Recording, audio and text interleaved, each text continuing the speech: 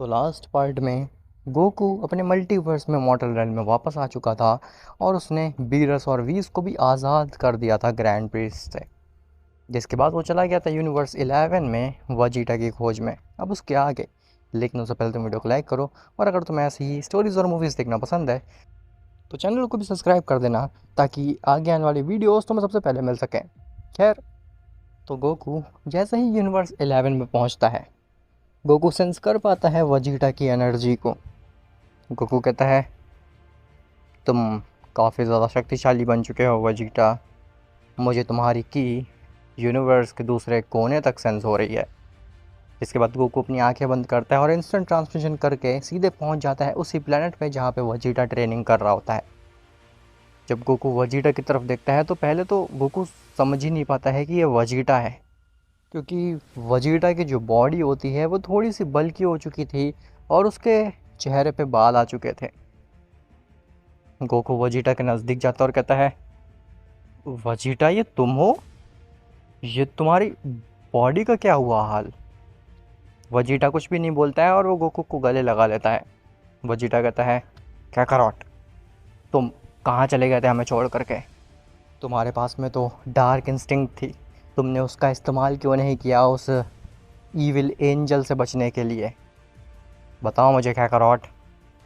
Goku कहता है, Vegeta, वैसे सच बताऊं तो इसमें उस एंजल की कोई गलती नहीं थी, सारी गलती है ग्रैंड प्रीस्ट की। उसी ने डीमन रेल्म की एंजल के साथ, जूलिया के साथ में हाथ मिलाया था कि वो डीमन रेल्म की एंजल मुझे अपने साथ डीमन रेल्म ले जाए और मुझे ख़त्म कर डाले।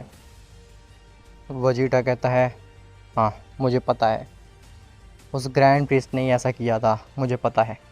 ग्रैंड प्रीस्ट ने मुझे बताया, और मुझे माफ़ करना कैकरॉट। मैं ग्रैंड प्रीस्ट के साथ में हाथ मिलाने जा रहा था। अगर मैं ऐसा नहीं करता तो फिर ग्रैंड प्रीस्ट मेरी फैमिली को मार डालता, प्लेनेट अर्थ को डिस्ट्रॉय कर देता। गोकू कहता है, तुम ग्रैंड प्रीस्ट से हाथ मिलाने जा रहे थे, इसे क्या मतलब है? तो वजीटा कहता है, जब मैं बीरस के प्लेनेट पे पहुंचा था तो वहाँ पे मुझे ग्रैंड प्रीस्ट मिला था, जिसने मुझे बताया कि उसने कैसे तुम्हें डीमन रेल्म में भेजा है। और उसने मुझे ऑफ़र किया कि अगर मैं उसकी बात मानूंगा तो वो मेरी फैमिली को और मुझे छोड़ देगा।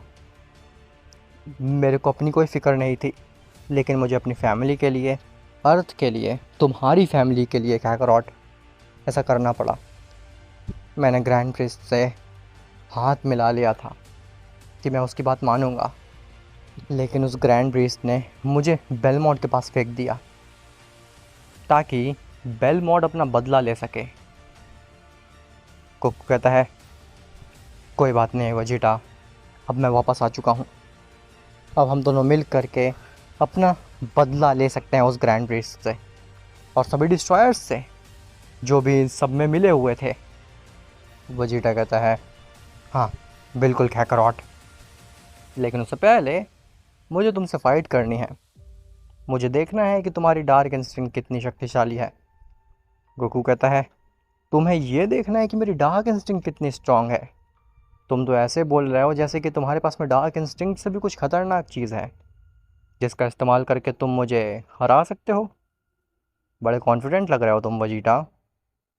वजीटा कहता है, हाँ, मैंने एक नई फॉर्म अचीव की है कैकरॉट, और उसका इस्तेमाल करके हो सकता है कि मैं तुम्हारी डार्क इंस्टिंक्ट को हरा दूँ। गोकू कहता है, वाह, इतना कॉन्फिडेंस, देखते हैं आखिर तुम्हारी नई फॉर्म कितनी स्ट्रांग है। जिसके बाद वजीटा और गोकू आमने सामने आ जाते हैं फ़ाइट करने के लिए। खैर, वहीं दूसरी तरफ ग्रैंड प्रीस्ट जेनो के पैलेस पे पहुंचता है।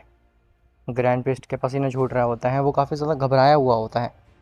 ग्रैंड प्रीस्ट जैसे ही जेनो के पास पहुंचता है, जेनो कहता है, काफ़ी दिन बाद तुम्हारे दर्शन हुए ग्रैंड प्रीस्ट, आखिर तुम इतने समय से कहाँ थे?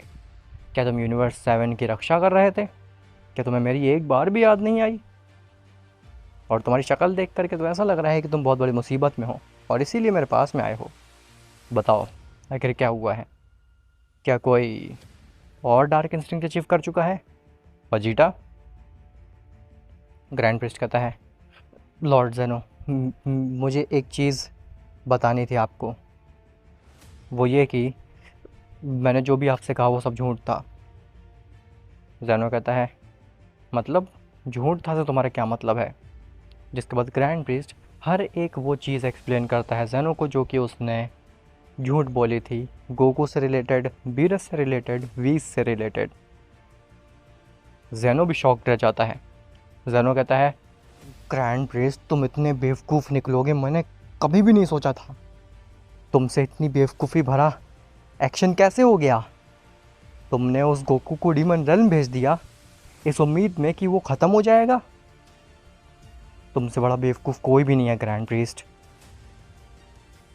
और तुमने मुझसे झूठ बोला कि गोकू ने बीरस और व्हीस को ख़त्म कर दिया और वो गायब हो गया है, जबकि ये सब तुमने ही किया था। मुझे कभी तुम्हें अपना अटेंडेंट बनाना ही नहीं चाहिए था। मैंने बहुत बड़ी गलती की तुम्हें अपना अटेंडेंट बना करके। इवन मुझे तो उस मार्सेलो को बनाना चाहिए था अपना अटेंडेंट। तुम किसी लायक नहीं हो ग्रैंड प्रीस्ट। खैर, तुम अभी यहाँ पे क्यों आए हो? ये सब मुझे अभी क्यों बता रहे हो? ग्रैंड प्रीस्ट कहता है, क्योंकि लॉर्ड ज़ेनो गोकू वापस आ चुका है और अब वो पहले से भी ज़्यादा शक्तिशाली है। वो डार्क इंस्टिंक्ट को पूरी तरीके से मास्टर कर चुका है और कंट्रोल भी। वो इतना शक्तिशाली है कि मैं उसके एक पंच को, एक वार को नहीं सह पाया। ज़ेनो कहता है, तुमसे बड़ा बेवकूफ़ कोई नहीं हो सकता ग्रैंड प्रीस्ट। तुमने गोकू को मास्टर करने कैसे दी वो फॉर्म, जबकि तुम जानते थे कि वो इस एग्जिस्टेंस की सबसे खतरनाक फॉर्म है। ग्रैंड प्रीस्ट कहता है, लॉर्ड ज़ेनो माना कि मुझसे बहुत बड़ी गलती हो गई है, मुझे ऐसा नहीं करना चाहिए था, लेकिन अब मेरे ऊपर गुस्सा करके कोई भी फ़ायदा नहीं है। आपको कुछ फिगर आउट करना पड़ेगा, हमें कुछ फिगर आउट करना पड़ेगा जिससे कि हम गोकू को रोक सकें ताकि वो मुझे ना मारे। ज़ेनो कहता है, तुम कुछ नहीं करोगे ग्रैंड प्रीस्ट, तुम मेरी पैलेस पे रहोगे। अब जो भी करूँगा वो मैं करूँगा। ग्रैंड प्रीस्ट कहता है, क्या आप गोकू को मारने जा रहे हैं? ज़ेनो कहता है, अगर ज़रूरत पड़ी तो मैं उसे मारूंगा भी, लेकिन मैं अपने मल्टीवर्स को बचा करके ही रहूँगा। अगर वो गोकू पूरी तरीके से मास्टर कर चुका है डार्क इंस्टिंक्ट, तो वो वाकई में हमारे मल्टीवर्स के लिए एक खतरा बन चुका है। भले ही उसके पास में प्योर हार्ट क्यों ना हो, मुझे उसे कैसे भी करके रोकना होगा। ऐसा बोल करके ज़ेनो वहाँ से चला जाता है। खैर, वही यूनिवर्स 11 में वजीटा अपनी सुपर सैयन एंजल फॉर्म में ट्रांसफॉर्म होता है और गोकू अपने डार्क इंस्टिंक्ट फॉर्म में। वो दोनों ही फॉर्म इतनी ज़्यादा मैजेस्टिक, इतनी ज़्यादा पावरफुल थी कि उसकी एनर्जी पूरे यूनिवर्स में सेंस करी जा सकती थी। खैर, गोकू कहता है, वजीटा आखिर ये कौन सी फॉर्म है तुम्हारी? आज से पहले मैंने तुम्हारी ये फॉर्म नहीं देखी। वजीटा कहता है, इस फॉर्म को मैंने अपनी ट्रेनिंग से और अपनी ईगो से अचीव किया है काकारोट, और ये तुम्हारी डार्क इंस्टिंक्ट से कई गुना ज़्यादा बेहतर है। इस फॉर्म का नाम है सुपर सैयन एंजल, और इसमें जाने के बाद में मैं हर बीइंग के हर एक अटैक को सेंस कर सकता हूँ, फिर भले ही वो कितना ज़्यादा फास्ट क्यों ना हो। तो वो कहता है, तो तुम कह रहे हो कि तुम मेरे अटैक को भी डॉज कर लोगे?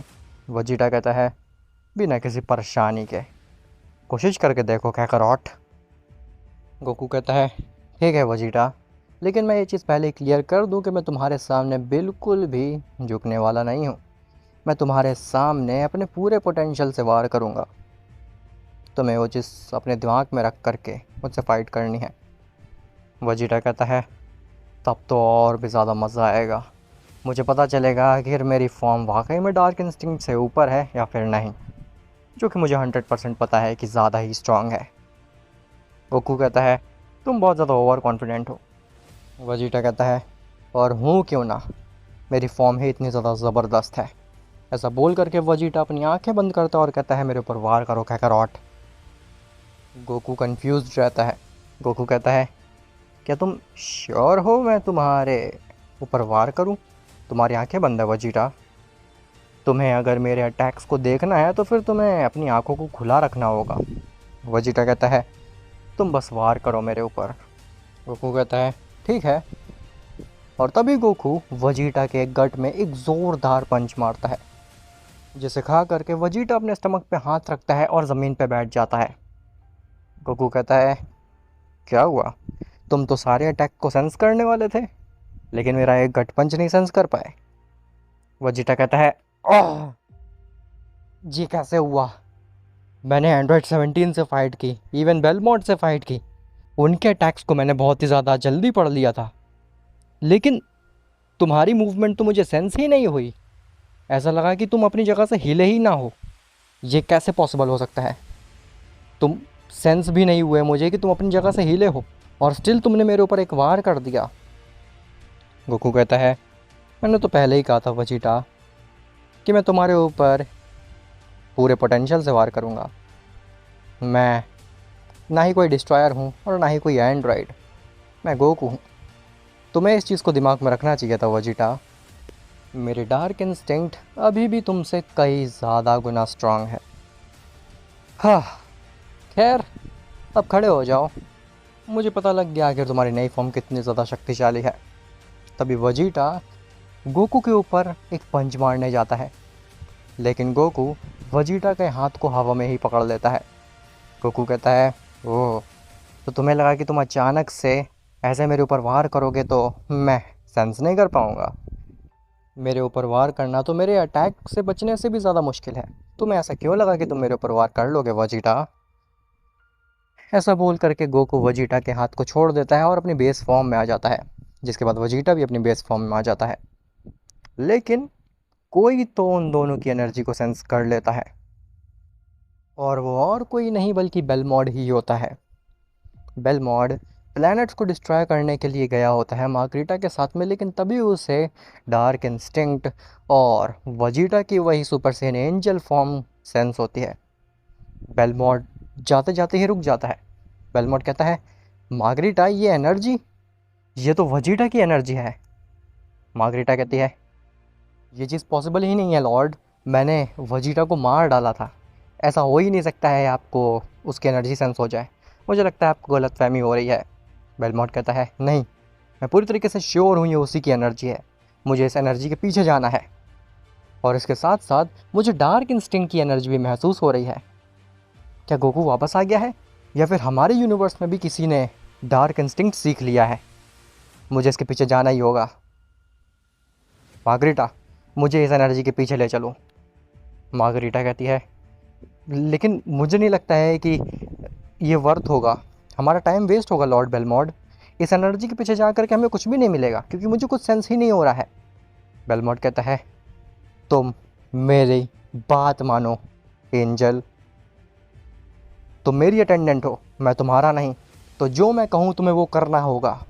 आई मेरी बात समझ में? मुझे इस एनर्जी के पीछे जाना है, और तुम भी जानती हो ये एनर्जी कहाँ से आ रही है। अगर जो मैं सोच रहा हूँ ये एनर्जी उसी की है, तो फिर तुम्हारी खैर नहीं मार्गरीटा। जिसके बाद मार्गरीटा बेलमोंट को उस एनर्जी के पीछे ले जाने लगती है। मार्गरीटा अपने मन में सोचती है, मैंने ऐसा क्यों किया? मैंने उस बेवकूफ़ से सेयन के ऊपर भरोसा क्यों किया? मुझे पता होना चाहिए था कि वो बेवकूफ़ सा सेयन मुझे एक बहुत बड़ी मुसीबत में डाल देगा। लेकिन मार्गरीटा को बेलमोंट को ले जाना ही पड़ता है उस एनर्जी के पीछे।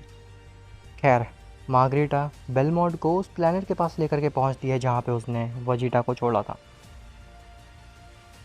बेलमोंट कहता है, हाँ, इसी प्लैनेट से वो एनर्जी आ रही है। जिसके बाद बेलमोंट उस प्लैनेट के नज़दीक जाता है, तो वो देख पाता है कि वहाँ पे गोकू वजीटा खड़े हुए हैं और आपस में बात कर रहे हैं। बेलमोंट गोकू वजीटा के नज़दीक जाता है और कहता है, तुम दोनों सेयंस, तुम मेरे यूनिवर्स में क्या कर रहे हो? तुम दोनों को तो मरा होना चाहिए था।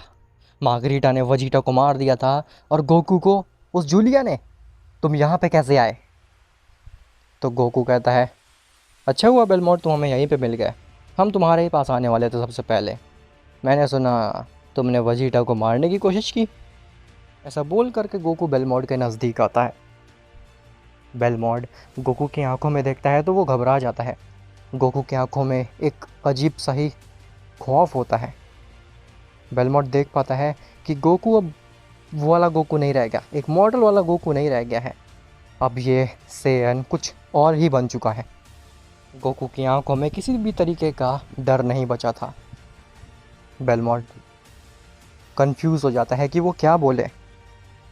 तभी गोकू बेलमोड के कंधे पे हाथ रखता है और कहता है, बेलमोड, मैं जानता हूँ कि तुम मुझसे बदला लेना चाहते हो क्योंकि मैंने तुम्हारे मॉर्टल जिरेन को मार डाला, लेकिन वो डिज़र्व करता था मरना, और डिज़र्व तो तुम भी करते हो मरना, क्योंकि तुमने मेरे भाई जैसे सेन के ऊपर वार किया, वजीटा के ऊपर। लेकिन मैं तुम्हें एक मौका दूंगा, अगर तुम मेरा छोटा सा काम करोगे मैं तुम्हें ज़िंदा छोड़ सकता हूँ। बेलमोट कहता है, "हाँ, तुम्हें क्या वाकई में लगता है कि मैं एक डिस्ट्रॉयर होकर के एक मॉर्टल की बात मानूंगा? मैं मैं कोई बेवकूफ़ नहीं हूँ। तुम्हारे पास में भले डार्क इंस्टिंक्ट होगी, लेकिन तुम इतनी जल्दी उसको मास्टर नहीं कर सकते, और मुझे पता है कि तुमने उसको मास्टर नहीं किया है। तभी गोकू इंस्टेंटली डार्क इंस्टिंक्ट में ट्रांसफॉर्म हो जाता है और कहता है, क्या तुम्हारा अभी भी वही कहना है बेलमोड? बेलमोड गोकू की डार्क इंस्टिंक्ट फॉर्म की एनर्जी सेंस करके ही घबरा जाता है और अपने घुटने में बैठ जाता है।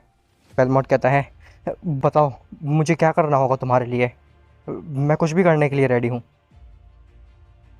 तभी एक आवाज़ आती है, तुम्हें कुछ भी करने की ज़रूरत नहीं है बेलमोड, मैं यहाँ पे आ चुका हूँ और मैं सब कुछ संभाल लूँगा। जैसे ही बेलमोड और मार्गरीटा ऊपर देखते हैं तो ऊपर जेनो होता है, वो भी अपनी ट्रू फॉर्म में। बेलमोड खड़ा होता है और कहता है, लॉर्ड जेनो, आप सही समय पे यहाँ पे आ गए, वरना ये बेवकूफ़ मुझे मार डालता। ये तुच्छ सा मॉर्टल अपने आप को पता नहीं क्या समझ रहा है, अपने आप को ओमनीपोटेंट समझ रहा है। जेनो नीचे उतरता है और वो बेलमोड को साइड करके गोकू के सामने आता है।